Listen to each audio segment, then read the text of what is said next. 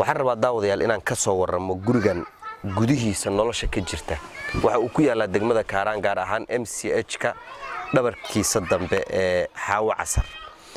waxa ku nool lamaane labadaba aragga naafaka ah runtii nasiib umaysan yeelan waxyaabo badan oo ay nasiib u yeesheen waalidiinta Soomaaliyeed oo anuguba aan kamid ahay oo ay kamid tahay ilmahooda in ay arkaan midabkooda noloshooda yani hadii maanta uu cunigi isbedel muuqaalkiisa ku yimaada ama matalan uu xanuunsado marka bal sheekadan runtii murugo iyo cibri qaadasho iyo waxyaabo badan bay isugu jirtaa nala daawada السلام عليكم ايوه والله سيليا ما شاء الله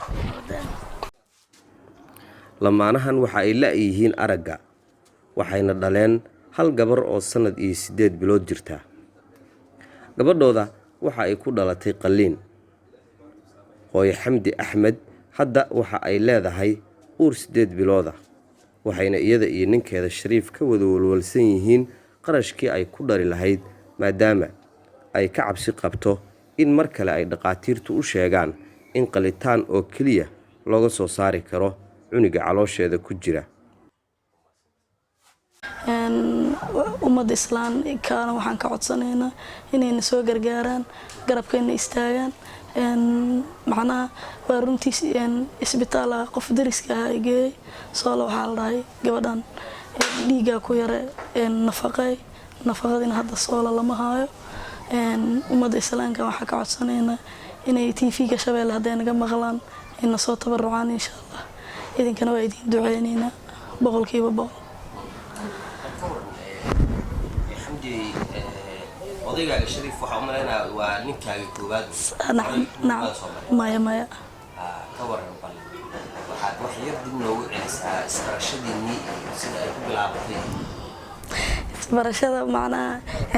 gabar iyo wiil markii ay wax isla bartaan oo kale ama fasal la isku ahaado ama kala fasal la noqdo soo la isku fasalan koobdi ka soo bilownay fasalka koobaad bacdeen wada jir dad oo macnaha iskuulka laftigiisa wuxuu ahay iskuul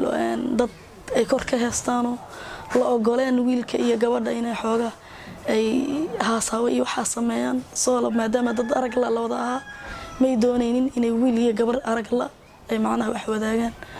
soo la wiilkan hooyadeeyo bareeyay anagoo iskuulka mucaawinana laga siinayo bacdeen sidaas aan asiga ku wada xiriirnay gurigeeniyo bareeyay sidaas 3 sano ku wada soconay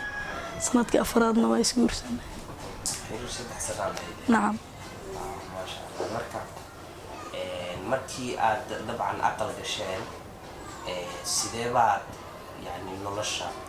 aad u guda gasheen maxaa caqabado idinka hor yimid sidee nolosha wallahi duruuf adag ay dabo laakiin boqolkiiba boqol waxa ka soo gudbi kara dad sideenoo kala iska sabraayo soo way isu sabrnay soo dad waxa jira koodi dhiibay ijaarka iyo biyaha iyo korontada soo la bilna shaqo ku lahayn marna waa la iska soo helay marna waa la iska soo weynay sidaas awgeedna qaylo iyo buuq ma dhacaynino sida dadka aragga leh oo isfeeray saraantii albaabka iga baxsiiraahe tolka isu sheegay kala tagamaana naqan wa alxamdulillah waa isu sabarnay soo ilaahay sabarkeen waa nagu guuleysiyay oo ilaahay gabar uu naga uumay hadana ursiyeed biloodahan leh waka walaalayaal kuwani waa dadkii ay diintu sheegtay in sadaqada ay ku baxayso maadaama aysan lahayn indha ay wax ku arkaan oo ay